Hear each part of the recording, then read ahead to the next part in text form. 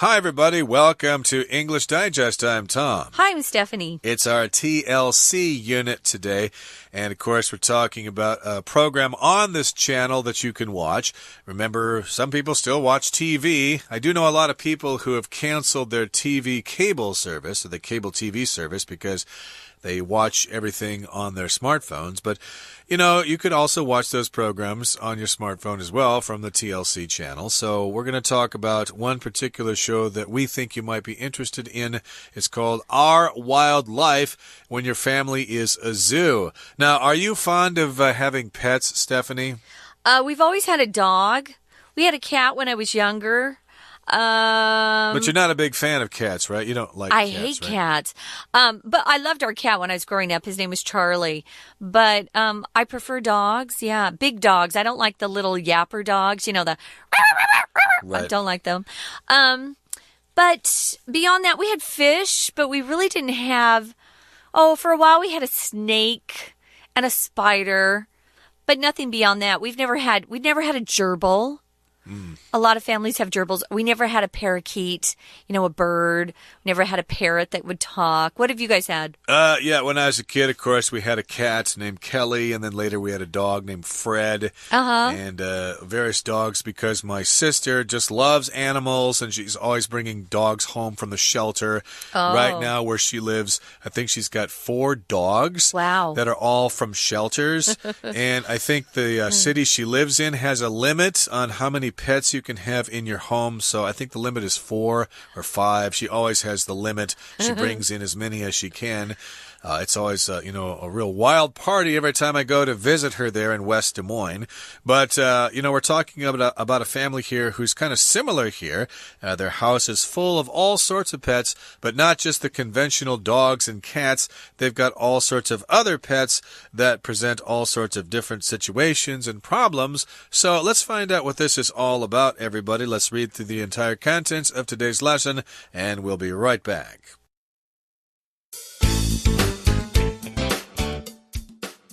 Pets are a great addition to a family. They provide comfort and companionship and teach kids about responsibility and empathy. That being said, most families only adopt 1 or maybe even 2 or 3. If you have any more than that, the pets can start to become a burden. How would you feel then if your family had more than 80 pets running around your house and yard? By most people's standards, this would be considered extreme, but for the Abramses, it's hardly enough. TLC's show, Our Wild Life, follows this eccentric family as they care for their animals' needs, raise their young son, and interact with their neighbors in Pine Tops, a small town in North Carolina. Many of the animals they adopt are rescued, have special needs, or are about to lose their current homes.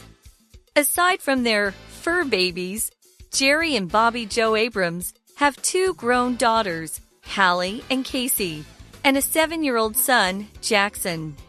Nana, Jackson's nanny, is an integral part of the extended Abrams family. Besides caring for Jackson, Nana is the family's voice of reason, and Bobby Joe's main opposition when it comes to bringing home new animals. Nevertheless, whatever wise words Nana tries to impart to the family, they go largely ignored.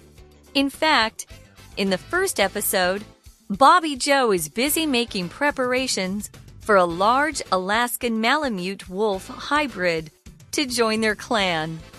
Unimpressed, Nana attempts to convince Bobby Joe not to adopt the dog named Axel Rose.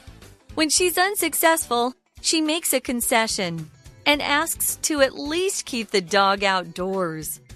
Her efforts are in vain, however, as Bobby Joe is resolute. Axel Rose is joining the family, whether Nana likes it or not. Okay, everybody, the moment you have waited for has arrived. It's time for us to begin our discussion of the content of today's lesson. It's our TLC unit, and we're talking about a program called Our Wild Life. And this is when your family is a zoo. So, of course, we're talking about a family in North Carolina that has all sorts of pets. Let's find out what this is all about. Here in the first paragraph, it says, pets are a great addition to a family. That's true, of course. Many families just couldn't exist without their pets. You've talked about your dog, Maverick, many times. Wow, you remember his name. Oh, you've mentioned that dog so many times. I love Mav. I know its name now, but of course, I grew up with a cat named Kelly, who was a real sweetheart, and Fred, who was a Basenji. He was kind of a basket case. He never really got totally house trained. Oh, dear. Even we tried years and years, but he still crapped on the carpet every couple of weeks. But in any case, I can't imagine my childhood without those beloved pets. Yeah. So, of course, they are a great addition to a family. Yes, they are members of the family. Yeah, my sister has a cute dog named Winchester, who's a Cocker Spaniel. He is so beautiful. But anytime the family goes anywhere, he always thinks he has to go too. So it's fun to have a pet that is that type of pet, that you just would miss them terribly if they weren't there. Sadly, our pets don't live as long as humans. That's what's hard, because you'll lose them all. So pets are a great addition. They provide comfort and companionship. If you talk about companionship, it just means you are spending time with a person and there's this feeling of friendship between you. I know for the elderly, sometimes when they're living in rest homes, they need more companionship. They need friends and family to visit more often so they feel loved. Well, pets need that too. If you leave them at home all the time and don't take them out and walk them or play with them, they really suffer. I think pets need a lot of human interaction as well. Especially dogs. Yeah. Cats can kind of take care of themselves, they don't but care. Dogs just gotta be around people. They need the people all the time. And, of course, yes, they provide that companionship, and the pets also teach kids about responsibility and empathy. Of course, that teaches kids how to be responsible for the pets, to take care of them, take them for walks, feed them, clean up after them, and stuff like that. Empathy, of course, is having feelings for others, so dogs can teach you that, so that you can understand and share the feelings of other people. If you have a dog, that kind of teaches you that. But that being said, most families only adopt one or maybe even two or three. And if you have any more than that, the pets can start to become a burden. So, yeah, most people just have one pet, maybe just a cat, maybe just a dog. Especially here in Taipei, it's probably difficult to have more than one pet in the house. That's why a lot of people choose small dogs or something like that. But indeed, if you have more than two or three, my goodness, those pets can become a burden. I don't know if my sister considers her 4 dogs a burden. She loves animals, but of course, if you've got 4 dogs and a bunch of cats, you're going to have to buy pet food all the time. You're going to have to clean up after them. The neighbors are going to complain about the noise and the smells and stuff like that. So indeed, they can become a burden, something that's difficult for you to handle. So here's a question then. How would you feel then if your family had more than 80 pets running around your house and yard? That is ridiculous. I don't think even my sister would consider having so many pets. 80 pets, that's ridiculous. That's kind of crazy. I thought it was interesting, Tom. You mentioned that the city your sister lives in passed a law that outlawed families from having too many pets or dogs, cats at home. Some people go a little crazy with the pets, I have to say. These old ladies sometimes will have, 20 cats running around. No way. My mom's phrase growing up and even after that was always, animals should be outside. We never had animals in the house, although our dogs would sneak in if they could get in, but they would immediately have to go outside. We didn't like the fur on everything. True, you got to clean that up. That's a big burden. Oh, as yeah, well. and I have people I record with here in Taiwan that often have dog and cat fur on their clothes. I'm allergic, so it's hard for me to be around it. I never knew I was allergic to animals because our animals were outside. Yeah, we've got a bunch of stray cats hanging around our house, and we feed them sometimes, but we make sure that they've had their ears clipped, which means they're fixed, so they're not going to reproduce. Oh, yeah, I don't want to feed the ones that can reproduce. That's just contributing to the problem. But in any case, we're talking about this family that has lots of pets in their house and in their yard, and by most people's standards, this would be considered extreme. Yes, according to my standards, that would be a little bit too much. But for the Abramses, it's hardly enough. So that's the family we're talking about here, the Abramses. And, of course, they've got lots of pets, and that's what this show is all about. It's true. So TLC has this show called Our Wild Life, and it follows this eccentric families. They care for their animals' needs, raise their young son, and interact with their neighbors in a town called Pine Tops. It's a small town in North Carolina. That's interesting because I grew up in Arizona, and we have a Pine Top, Arizona, but we don't have a Pine Tops. With a nest. nest. It's kind of a weird. Yeah, it's weird. So if you say somebody or a family, a group of people are eccentric, you're saying they're a little weird, a little strange. They're not your normal type of family. They've got some unique characteristics to them, perhaps. They're unconventional is another word you could use for eccentric. Usually we describe older people as being a bit eccentric, or older, very wealthy people sometimes will start doing weird things. But because they're rich and old, people kind of leave them alone. This is an eccentric family because of all the animals, the pets they have.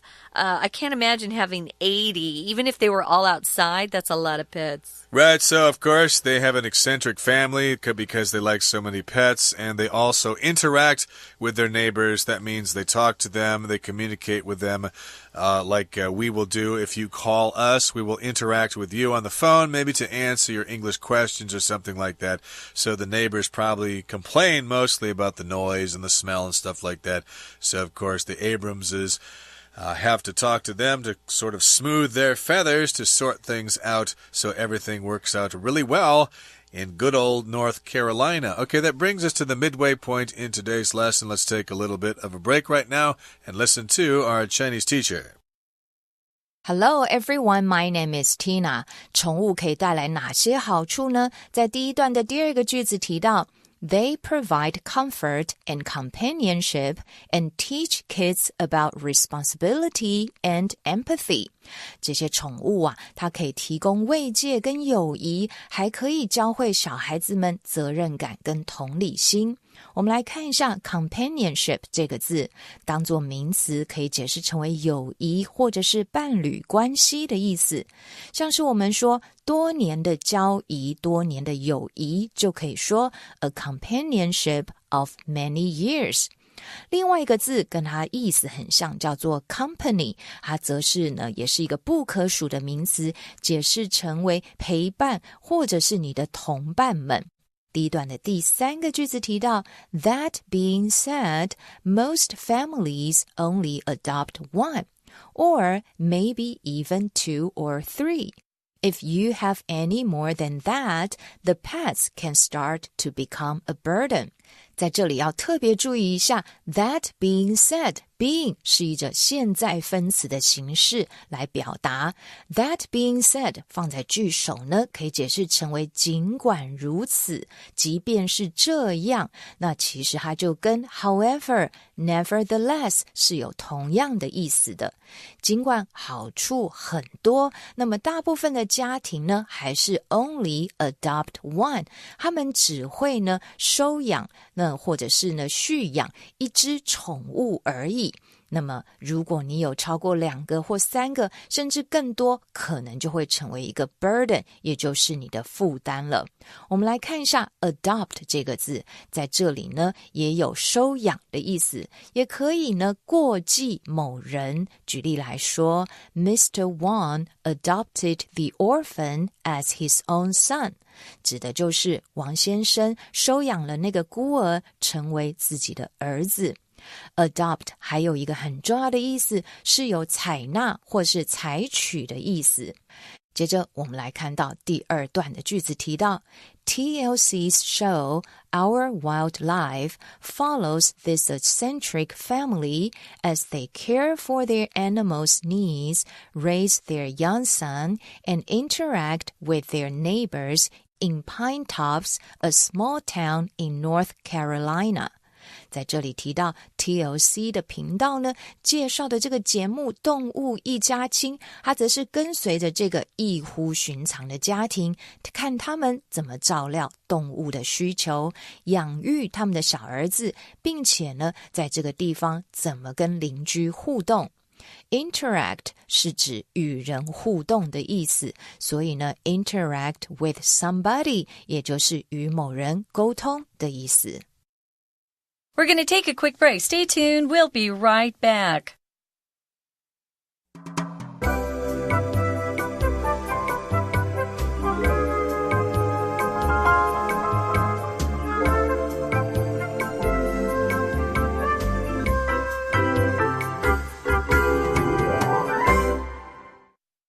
Welcome back, guys. It's our TLC unit. We're talking about the show on TLC called Our Wildlife. When your family is a zoo, and it is a zoo in this particular family's home and outside, they have a lot of pets.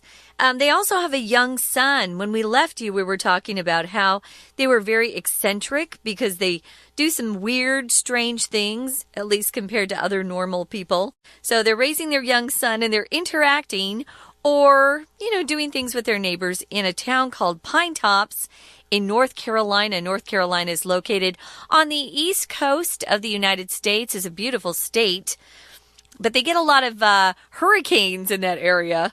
So you got to be aware of that. Hurricanes and typhoons are the same thing. We just use a different word based on where that storm occurs. So, yeah, North Carolina is quite lovely. So many of the animals they adopt are rescued or have special needs or are about to lose their current home. So they're really saving these animals, I would say. If you adopt a rescue dog or a rescue cat, you're saving them from being put down. If we put an animal down, it just means we kill them in a humane way, in a nicer way. Usually they get a shot and they go to sleep. They also are adopting animals who have special needs. Maybe they're sick or they've lost a limb and other people don't want them. So they are doing some good things, or they're adopting animals that are going to lose their current homes. Right. Maybe sometimes people move away, I guess, yeah. and they give these pets to shelters or whatever. So I guess you could adopt them if you're interested in doing that. Or perhaps these animals have been abandoned by people. They've been, simply dumped out of their car in the countryside or something like that. So it does happen. So, of course, the Abramses are interested in helping out those animals here. And aside from their fur babies, Jerry and Bobby Joe Abrams have two grown daughters, Hallie and Cassie, and a 7-year-old son, Jackson. Interesting spellings there. But in any case here, they're referring to their animals as their fur babies, which means basically they're pets. Pets, cats, dogs will have fur. So some people use this term fur babies as opposed to real babies. But in this case, though, the Abrams have some children here, two grown daughters, Hallie and Cassie, and then they've got a 7-year-old son by the name of Jackson, spelled Jackson. Okay, moving on now to the next sentence. Oh, I just wanted to mention, yes. Tom, these spellings of their names are very unusual. And actually, it could be pronounced differently. You could say Haley and Casey or Hallie and Cassie. I know when I read, I said Hallie and Casey. Tom just said Cassie. We really don't know. Unless you ask people how they want their name pronounced, sometimes we don't know. And Jackson, it's just a weird spelling of Jackson.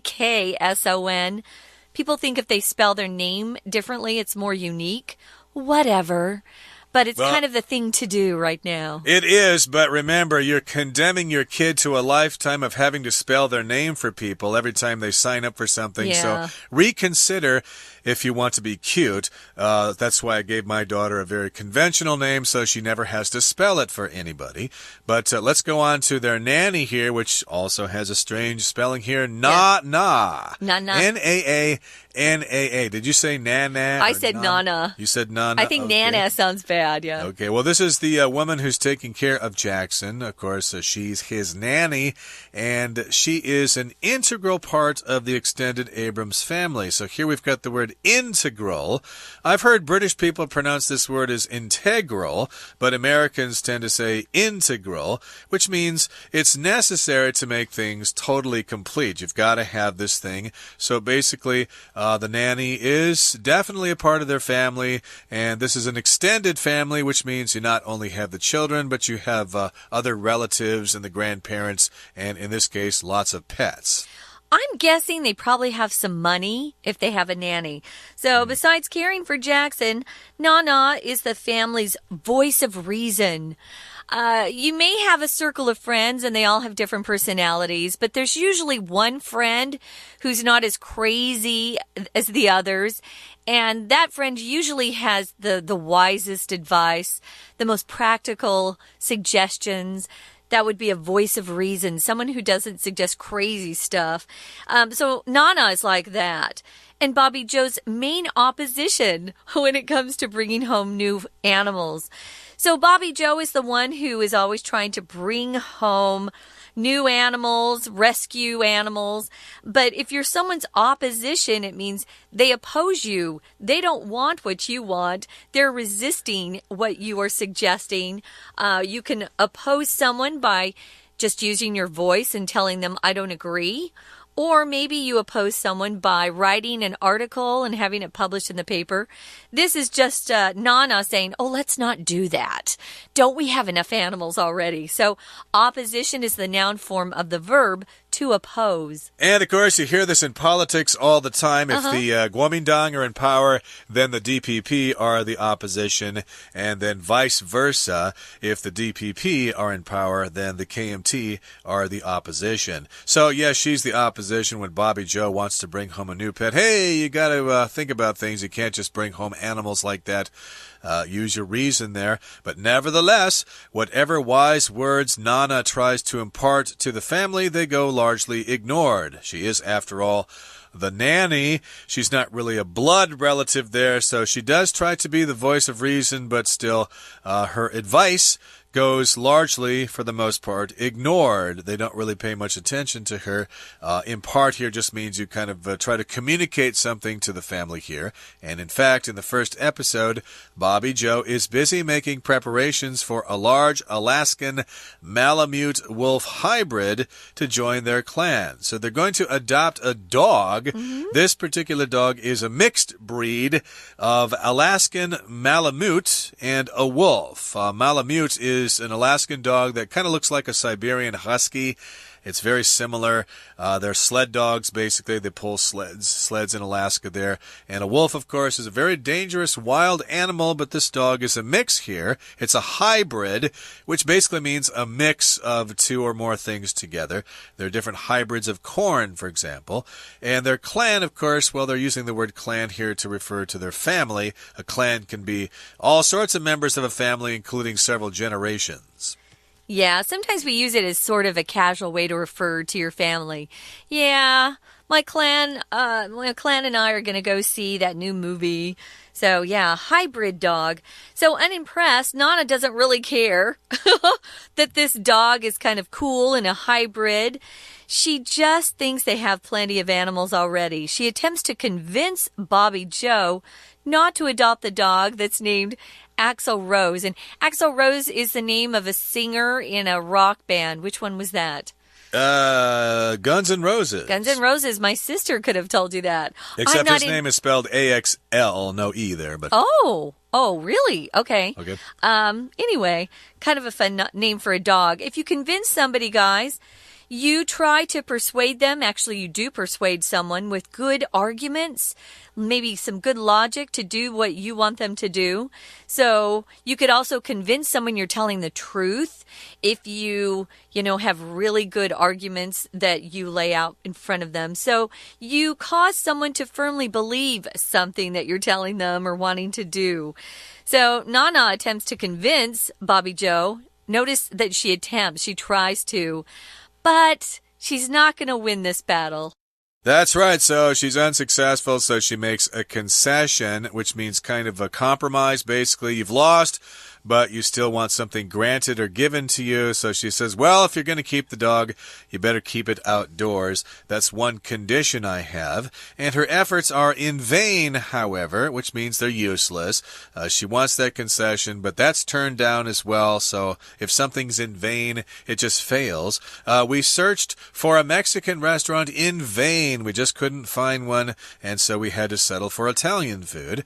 But that's because Bobby Joe is resolute, which means she's stubborn. Nope, we're going to keep this dog, and it's going to stay inside like everybody else. Yeah, if you're resolute, guys, it means you're determined.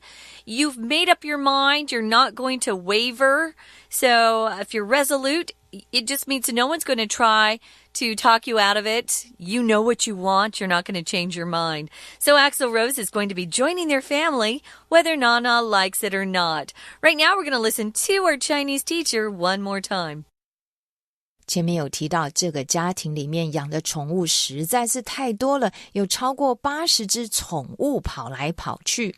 在第3段的第一个句子提到 Nevertheless, whatever wise words Nana tries to impart to the family, they go largely ignored. Nana 呢其实是 Jackson 的保姆，所以呢不管 Nana 怎么样试图要传授一些明智的话给这些家人，叫他们不要再养宠物了，但是呢通常会被忽视。在这里要特别注意一下 they 指的就是前一句的 whatever wise words， 不管他说什么明智的话都没有用。而 impart 呢则是有告知跟传授的意思，不管怎么告知他们，到最后还是被忽略了。我们常常看到 whatever 这个字，同学就可以代换成为 no matter what， 不论是什么。接着我们来看到今天文章的最后一个句子提到 Her efforts are in vain, however, as Bobby Joe is resolute, Axl Rose is joining the family whether Nana likes it or not. 然而呢，这个 Nana 的努力呢还是徒劳无功，因为 Bobby Joe 非常的坚定，所以不管 Nana 喜欢与否呢， Axl Rose 还是会加入这个家庭。我们来看一下 in vain 这个片语，解释成为徒劳无功。Our efforts were in vain 指的是我们的力气呢是白费了，而 resolute 当作形容词则是指坚定的坚决的意思。She was a resolute woman 指的呢就是她是一个非常果敢的女人。OK， 以上就是今天的课文讲解，谢谢收听。That's it for today, everybody, but please join us again next time because we're going to continue talking about this wild family here with all their crazy pets. So please join us then. From all of us here at English Digest, I'm Tom. I'm Stephanie. Goodbye. Bye.